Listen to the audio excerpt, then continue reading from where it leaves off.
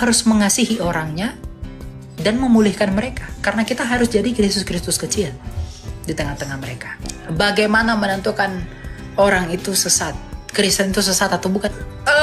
Kristen sesat itu tidak mengakui. Tadi yang sesat-sesat itu aku suka banget ngebahas sesat-sesat ya. Karena banyak orang mengatakan dirinya suci ya. Padahal buku-bukunya semua sesat semua, itu banyak itu ya, apalagi di abad ke-7 itu ya. Yang di abad ke-7 nih yang aneh-aneh nih. Spesial pakai telur abad ke-7. Menurut kakak, bagaimana menentukan seorang Kristen itu sesat atau tidak? Bagaimana kita menanggapi orang tentang perselisihan antara pengikut Yesus di abad mula-mula dengan pengikut orang-orang Farisi? Saya nggak repot berdebat masalah itu. Yang penting kita berantas itu adalah syaratnya. Tidak. Makasih banyak. Saya ingin bertanya Kak, dengan pengantar di awal, kembali pada abad kedua, kontroversi panjang dan kritik terhadap Kristenan dan umat Kristiani kan udah ada sejak zaman kerasulan nih Kak. Dengan perjanjian baru juga yang mencatat pertikaian antara pengikut Yesus dan orang Farisi serta ahli-ahli Taurat. Maksudnya seperti landasan yang ada dengan contoh di Matius 15 ayat 1 sampai 20 dan Markus 7 ayat 1 sampai 23.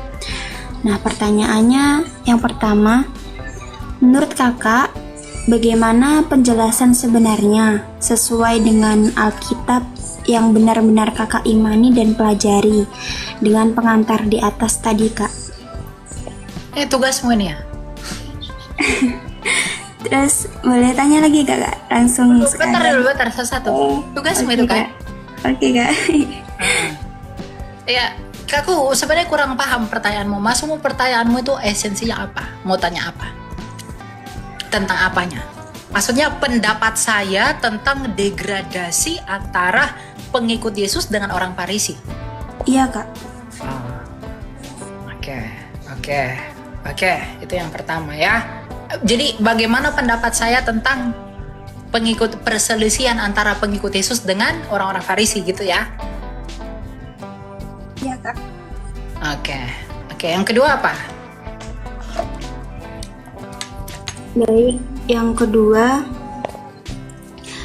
dalam peninjauan etika kekristenan terhadap homoseksualitas, bagaimana umat Kristiani dipanggil untuk mencintai kelompok LGBT atau LGBTQ+.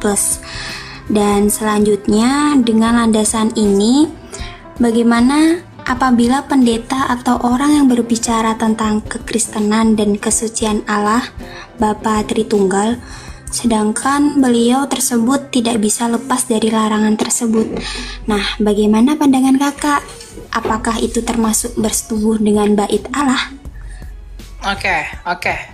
Yang kedua tentang saya menyebutnya takut di band ya. Saya menyamarkan dengan sebutan lampu lah ya, lampu. Homreng aja. Ya, itu kasar ya. Lampu aja saya nyebutkannya dengan lampu. Bagaimana kita menanggapi bagaimana iman kekristenan menanggapi itu dan bagaimana dengan pendeta-pendeta yang di dalam itu. Gitu ya kira-kira ya. Siapa namamu? Kilka?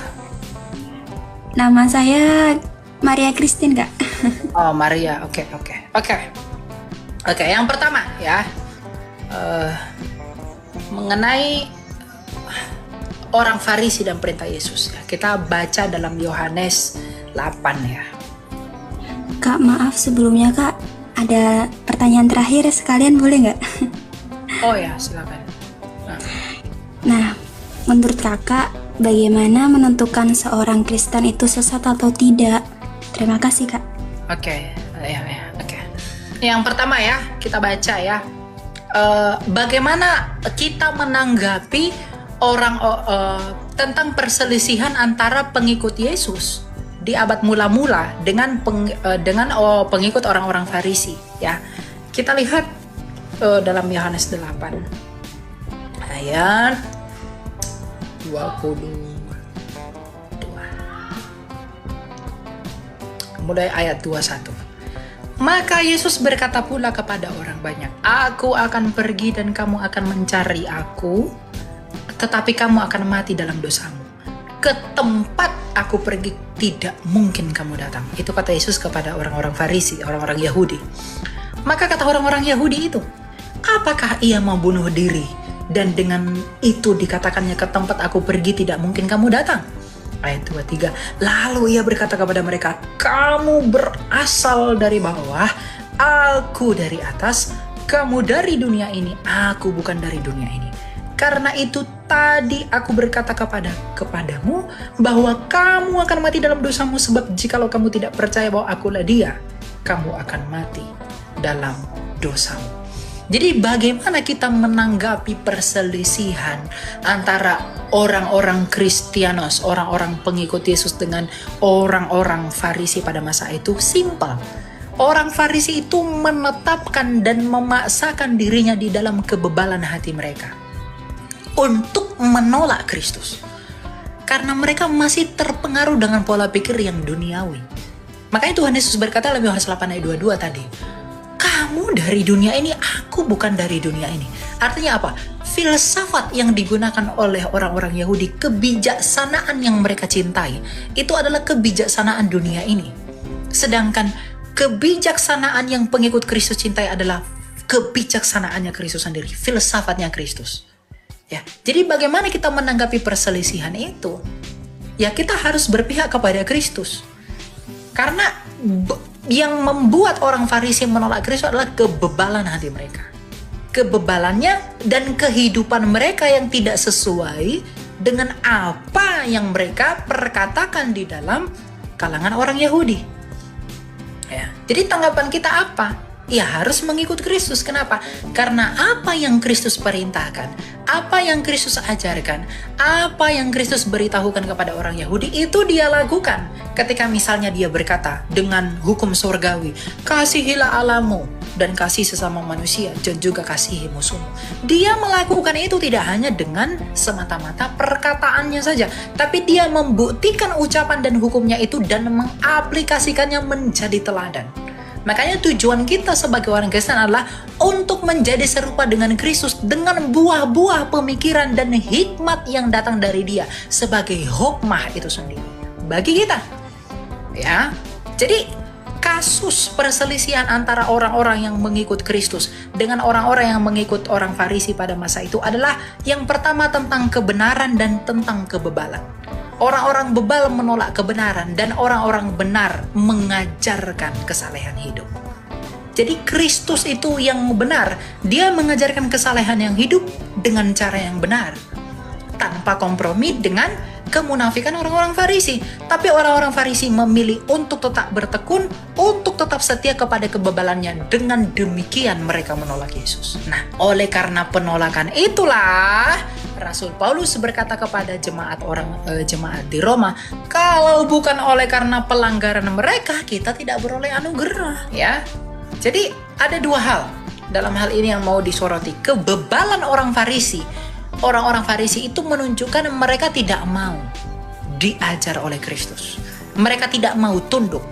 Yang kedua, mereka lebih mencintai kebijaksanaan manusia daripada kebijaksanaan ilahi di dalam Kristus. Karena Kristus berkata, "Kamu dari dunia ini."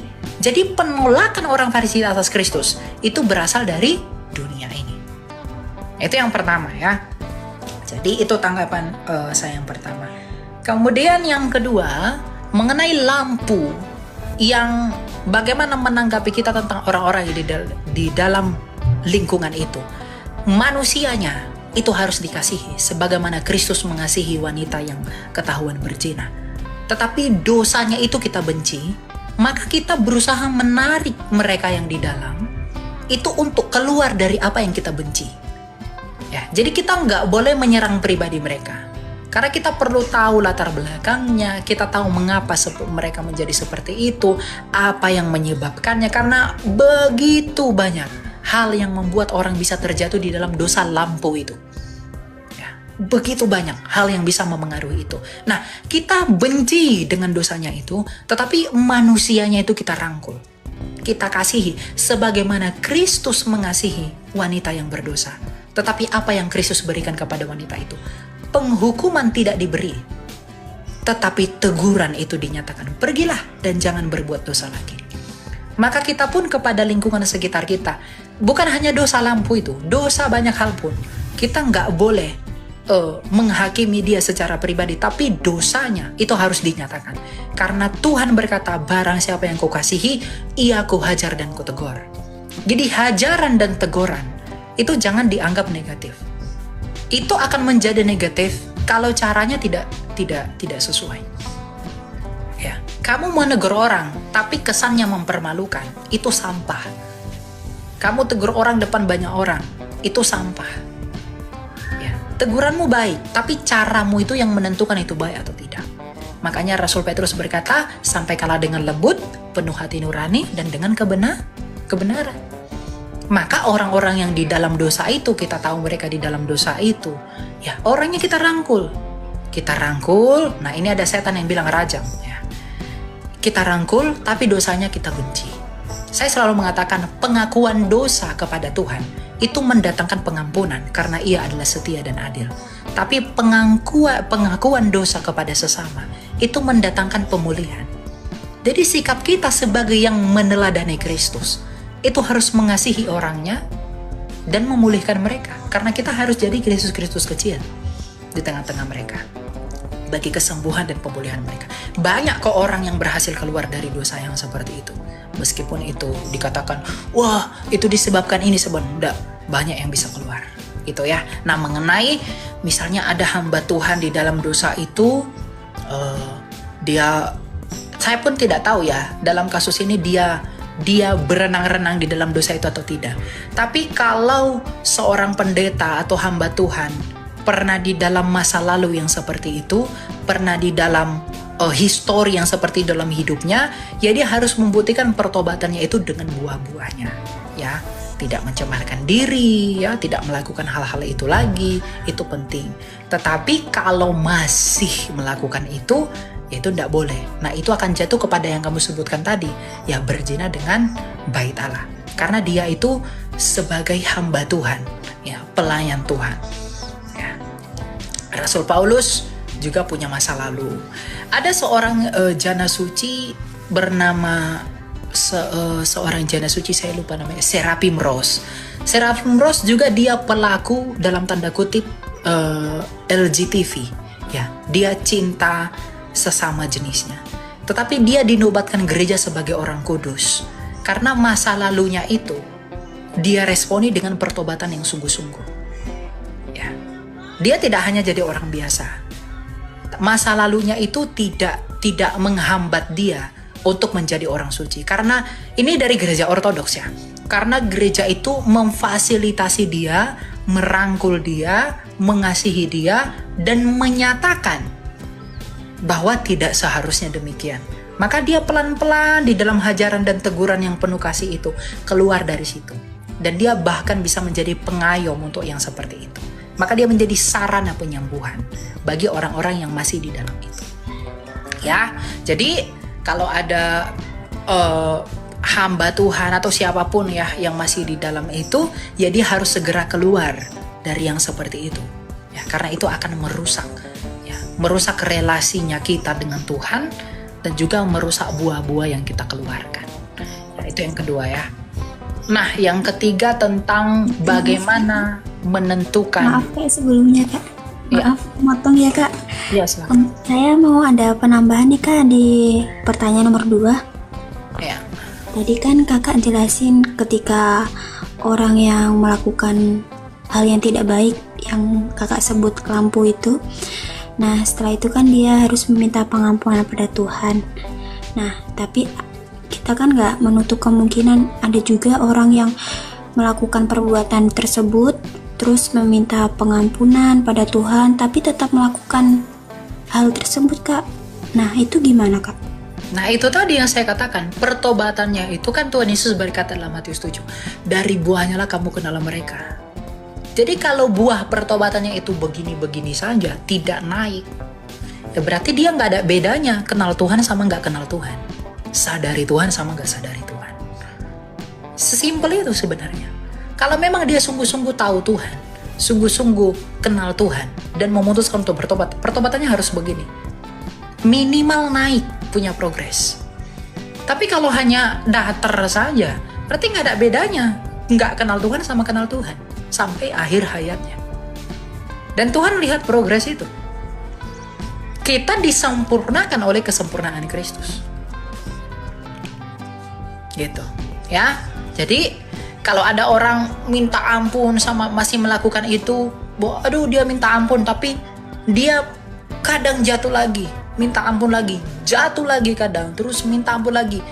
Kemudian suatu saat jatuh lagi, tapi pertobatannya begini, yang tadinya misalnya melakukan itu sekali sebulan menjadi sekali 3 bulan, nanti tiba-tiba sekali 6 bulan sampai level yang tidak pernah. Nah itu artinya ada progres di dalam pertobatannya. Bukan seperti yang dahulu-dahulu dia berenang di dalam dosa itu. Ya, begitu. Jadi pertobatan itu progresif. Ada nanti kesempurnaan Kristus yang akan disempurnakan kita. Makanya Tuhan Yesus bilang kita harus waspada agar ketika kita mati kita tidak di dalam dosa itu. Jadi kita nggak kaget, kita nggak terkejut. Gitu ya. Untuk yang kedua. Ya untuk yang ketiga itu tentang bagaimana menentukan orang itu sesat, Kristen itu sesat atau bukan, atau apa sih orang sesat? Apa sih pertanyaan yang ketiga tadi, lupa saya. Pertanyaan itu tadi Kristen sesat apa tidak itu? Iya, betul. Oh, iya. Kristen sesat itu tidak mengakui Tritunggal dan menyatakan ada keselamatan di luar Yesus. Itu sudah pasti sesat. Itu buang saja. Yang mengatakan Yesus ciptaan itu sesat. Yang mengatakan Yesus itu ada permulaan itu sesat. Yang mengatakan ada keselamatan di luar Yesus itu sesat. Yang mengatakan, yang menolak ketritunggalan Allah itu sesat. Menolak Tritunggal Allah itu artinya menolak Allah yang hidup. Karena Tritunggal itu berbicara tentang Allah yang hidup, Allah Sang Bapa yang memiliki firman dan roh. Itu sesat. Oke? Gitu. Setia kepada pengajaran para rasul pada hal-hal yang primary. Baik Kak, terima kasih Kak. Ya, ada tambahan Bang CP? Berkati ya. Ya, jadi mengenai tadi yang sesat-sesat itu aku suka banget ngebahas sesat-sesat ya. Karena banyak orang mengatakan dirinya suci ya, padahal buku-bukunya semua sesat semua, itu banyak itu. Ya, apalagi di abad-abad ke-7 itu ya. Sok bajunya baju putih lah ya kan. Udah kayak kuburan dicat putih padahal dalamnya busuk. Nah, begitulah ya. Jadi you know lah ya. Jadi kalau ada orang yang mengatakan aku itu suci, bersih segala macam, Tuhan Yesus mengatakan apa? Dari perbuatanmu lah menghasilkan kamu itu siapa. Ya kalau memang perbuatan baik, ya itu menunjukkan kamu itu siapa. Tapi kalau perbuatan baik tetapi dalam kitabmu tidak tidak mengajarkan kebaikan, itu artinya kamu itu munafik. Oleh sebab itu, kalau kamu memang orang ikuti kitabnya masing-masing, pasti kamu menunjukkan siapa diri dalam pengajaran agama masing-masing. Aku tidak mengatakan Kristen dalam hal ini ya, karena Kristen itu is the best lah pengajarannya ya, mantap ajaran Kristen, tak ada yang lain-lain yang aneh-aneh ya. Yang di abad-abad ke-7 nih yang aneh-aneh nih ya. Mau kita bahas boleh nanti masuk rumahku nanti ya, kalau ini sudah closing ya. Abad ke-7 kita bahas nanti. Spesial pakai telur abad ke-7 kalau di rumahku. Gitu. Silakan, Dek. Iya, malam Bung Lia. Iya, saya mau tanya ini begini. Kan ada sudut pandang yang berbeda antara Calvinis dan Armenian. Nah, Calvinis itu dia berpandangan itu teologi sekali selamat tetap selamat. Nah, kalau Armenian keselamatan itu bisa hilang. Nah, itu saya minta penjelasannya seperti apa. Iya, itu tergantung sudut pandang itu, Pak. Ya, Calvinis dan Armenia. Ya, kalau sudut pandang dari Tuhan, ya itu keselamatan itu sekali itu selama-lamanya. Tapi kalau sudut pandang manusia itu ya kebalik. Ya, jadi kalau sudut pandang dari manusia itu ya mengenai keselamatan itu bisa kita gapai ataupun bisa kita dekatkan ke Allah. Tapi kalau dari cara pandang Tuhan, keselamatan itu hanya ada padaku. Jadi tergantung secara sudut pandang mana kita memandang. Itu kedua-duanya benar ya. Mau Calvinis mau Armenia sama aja, tergantung sudut pandang kamu melihatnya. Gitu kira-kira. Tambahin deh adikku, Alia. Mengenai Armenian dan Calvinis, banyak orang yang berdebat gontok-gontokan sampai menghujat masalah itu. Saya tidak masalah. Saya terima pandangan Calvin, saya terima pandangan Armenian. Karena itu tentang sudut pandang, Pak. Armenian itu lihat dari bawah. Calvin itu lihat dari atas. Calvin berkata sekali selamat tetap selamat. Keselamatan itu dinilai di akhir. Hanya Tuhan yang tahu siapa yang selamat. Dan apa yang dia tahu nggak mungkin nggak terjadi. Kalau Tuhan tahu saya akan selamat, saya nggak mungkin nggak selamat. Jadi bagi Tuhan sekali selamat tetap selamat. Betul, saya selamat karena dia tahu bahwa saya akan selamat dan itu akan selamat selamanya. Lalu Armenian, oh tidak. Ya karena kita lihat dari bawah. Kita nggak tahu ke depan bagaimana. Jadi asumsi yang digunakan oleh orang Calvin, teologi atas dari Allah. Kalau orang Armenian lihat dari bawah, apa masalahnya? Ada masalah. Jadi tidak perlu diperdebatkan. Jadi saya nggak bingung, saya nggak repot berdebat masalah itu. Yang penting kita berantas itu adalah syaratnya. Tidak. Makasih banyak. Makasih banyak penjelasannya. Terima kasih banyak. Siap Bapak. Sama seperti salib Kristus ya. Kalau kita pandang itu adalah suatu penyiksaan yang brutal, tapi kalau dari cara pandang Tuhan itu adalah kasih setianya. Makanya orang abad ke-7 mengatakan, "Itu Tuhan kau itu, gantung, pakai kolor." Ah, itulah abad ke-7 ya. Itu mereka itu biawak kadal busuk, kutu busuk gitu. Ya, mereka hanya melihat dari perspektif manusia, tetapi dalam kacamata Tuhan itulah kasihnya kepada kita. Ya, tergantung sudut pandang memandang. Bukan berarti memandang di bawah itu salah dalam hal Armenia, enggak. Maksudnya cara sudut pandang yang perlu kita perhatiin. Oke, saudaraku, Tuhan Yesus berkati. Oke, terima kasih Bang Cepe. Ya, gitu ya Pak Eklis ya. Tuhan berkati selalu kamu. Sama-sama Bang Ilya. Iya. Dari suara-suara Bapak ini suara orang baik, ya orang-orang lugu-lugu gitu, lugu-lugu lucu. Ya maaf ya Pak ya, Tuhan berkati ya Pak. Tapi orang-orang begitu gampang disesatkan ini ya, serius. Karena iya enggak gitu. Oke, kasihan ya. Ya Pak, belajar ya Pak ya. Bahas ya itu abad ke-7 itu. Oh siap brother. Kalau itu santapan saya itu masuk room saya nanti Pak. Ya ketawa-ketawa kita di situ.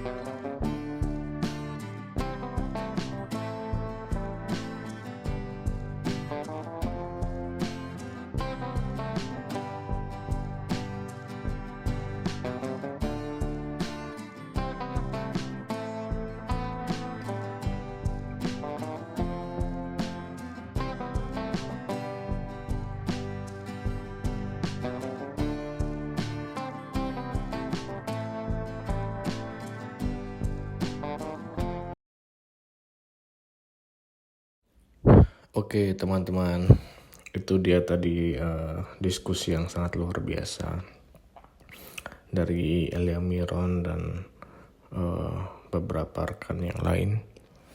Dan diskusi ini sangat memberkati ya, karena mereka membahas banyak hal dari sudut pandang Alkitab mengenai dosa, mengenai kesesatan. Dan hal ini banyak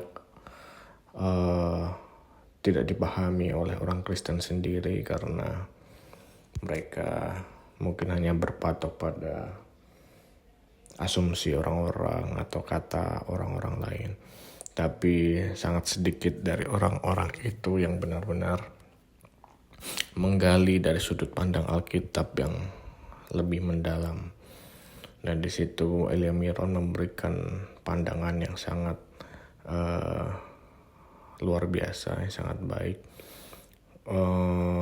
yang mungkin tidak banyak dipakai. Cara pandang ini tidak banyak dipakai oleh sebagian besar orang Kristen, dan itu membuat mungkin beberapa orang kurang setuju dengan hal itu.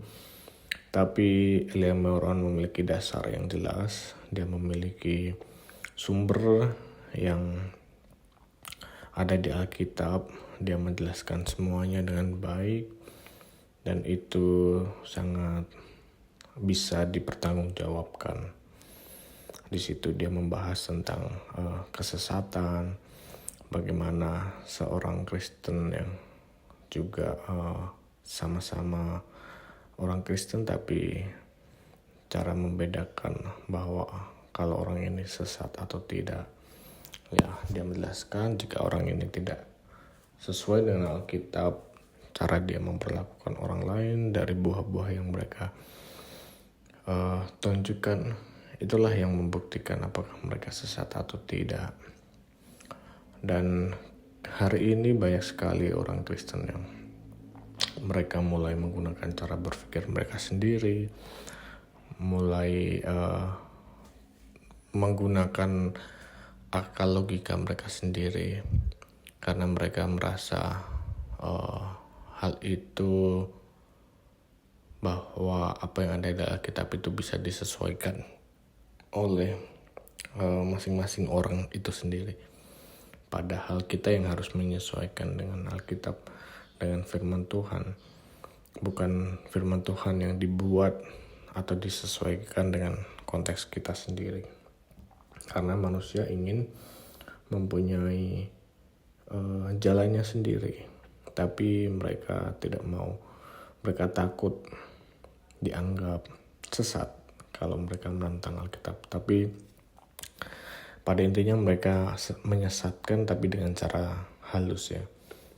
Mereka seolah-olah masih mengikuti Alkitab, masih menggunakan Alkitab, tapi mereka menggunakan penafsiran, cara memahaminya dengan logika mereka sendiri. Sehingga itu menyebabkan banyak orang yang mungkin belum terlalu paham tentang firman Tuhan, tentang Alkitab. Mereka jadi tersesat, mereka jadi bingung harus mengikuti yang mana. Dan hal ini sangat menyesatkan banyak orang ketika yang berbicara itulah orang-orang yang terkenal, seorang pendeta yang mulai menggunakan cara pikir mereka sendiri untuk menafsirkan Alkitab. Jadi di video ini kita bisa melihat bahwa semua yang dijelaskan oleh Elia Miron itu ada dasarnya.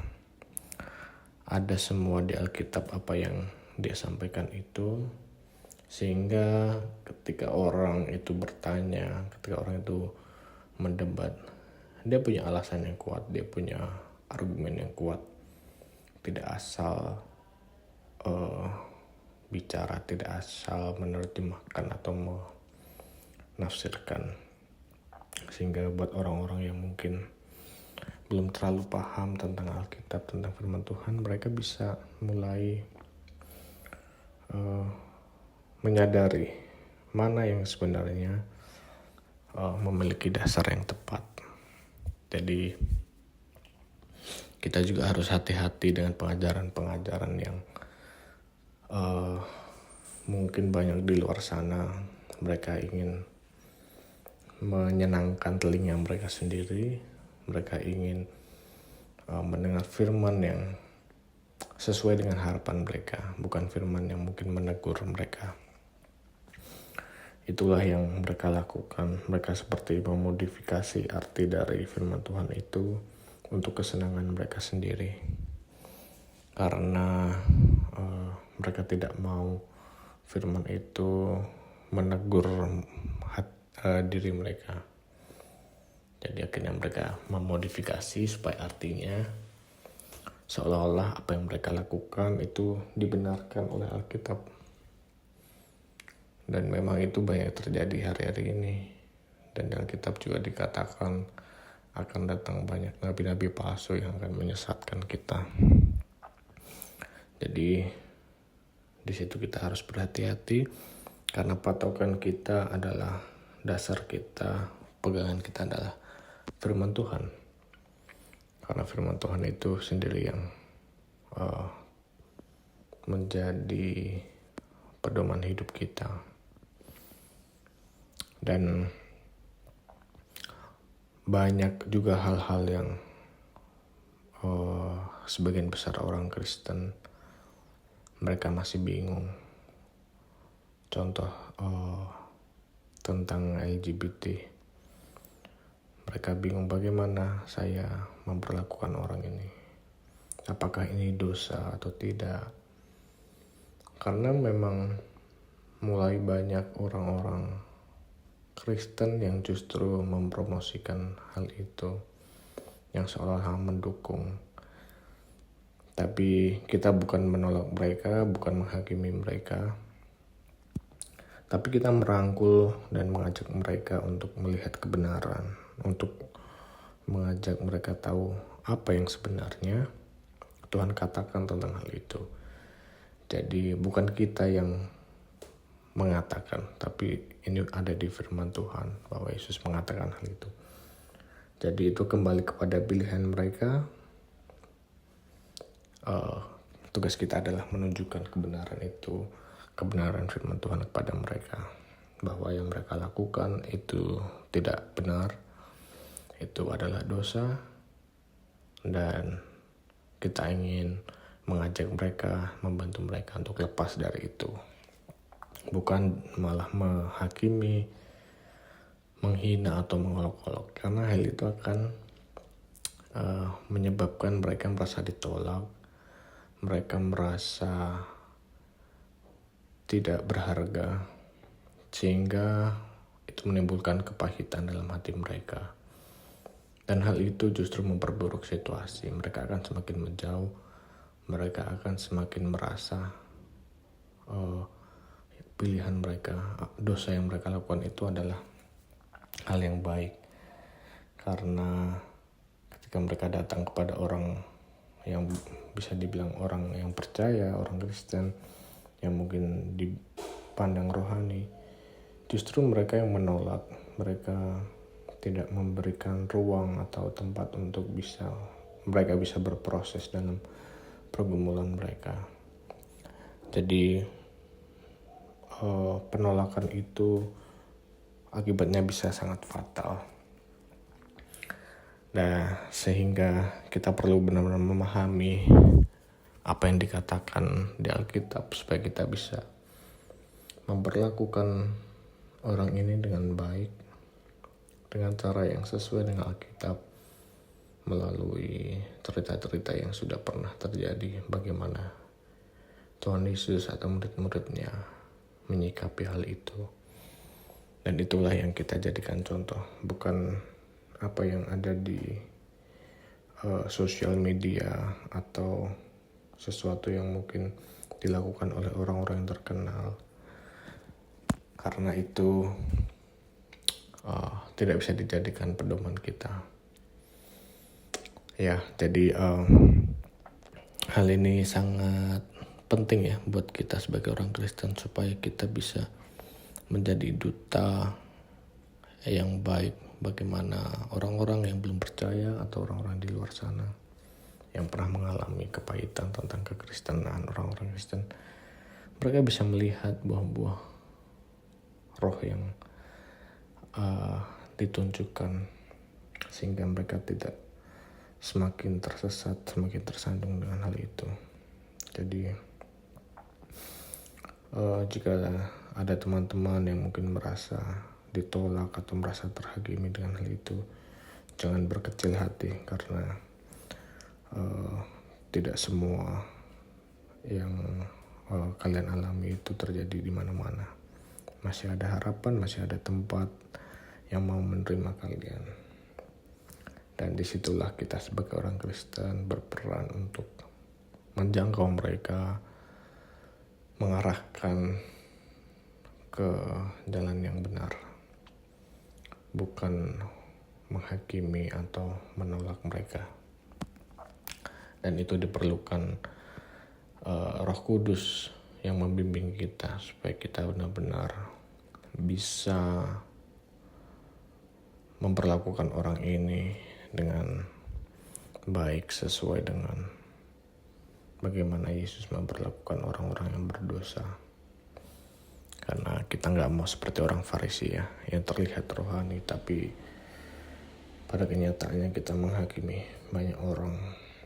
Kita bahkan menganggap diri sebagai orang yang paling suci, dan itu sangat membuat situasi semakin buruk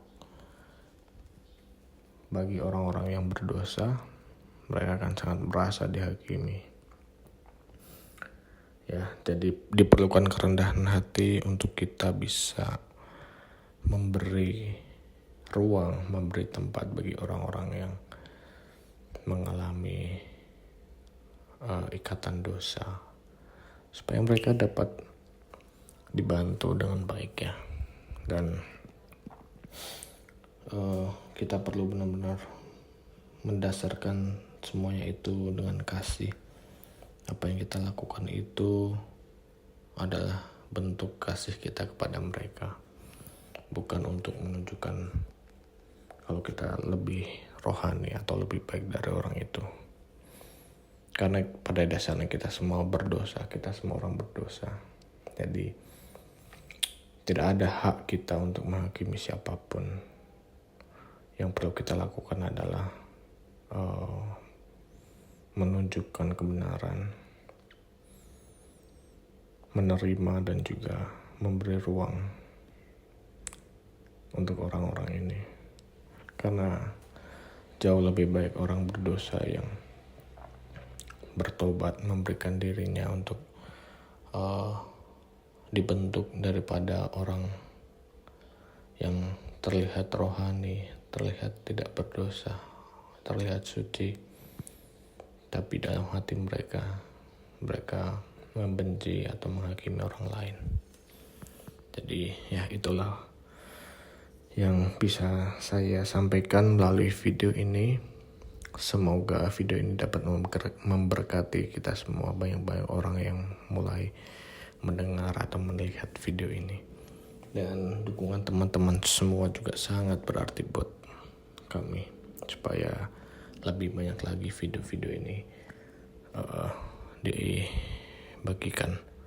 Dan teman-teman semua bisa mendukung channel ini melalui subscribe, like, komen, dan share ke banyak platform sosial media teman-teman semua, ke teman-teman semuanya, supaya lebih banyak orang lagi diberkati dan juga mendengar kebenaran firman Tuhan. Ya, itu saja yang bisa saya sampaikan. Semoga video ini terus menjadi berkat untuk kita semua. Terima kasih teman-teman. Tuhan Yesus memberkati. Shalom.